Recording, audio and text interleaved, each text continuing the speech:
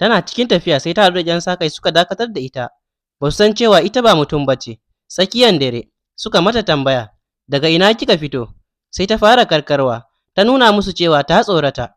Ta ce, ban san ina nake ba, ban san ina zan je ba, don Allah ku bar ni in tafi. Suka ƙi barinta, sai suka tafi da ita, suka yi ta azabtar da ita, amma ba su san cewa ita sarauniyar macizai ne wacce aka fi sani da Maryam. Ta daɗe tana taimakawa mutane, saboda zaluncin da 'yan sa-kai suke wa mutanen ƙauyen. 'Yan sa-kai sai su zo har gidajensu, su ƙwace amfaninsu da suka noma. Haka za su yi ta shan wahala. Ganyen bishiya suke ci da 'ya'yan bishiya. Sai Maryam ta tausaya musu. In dare ya yi sai ta je wajen da 'yan sa-kai suke ajiye abin da suka ƙwato. Sai ta ɗebo sa sai ta zo ta ajiye a ƙofar shiga garin. In safiya ta yi sai 'yan ƙauyen su fito, sai su ga amfaninsu ya dawo, sai jin daɗi suke yi. Maryam tana kallon su, sai farin ciki take yi.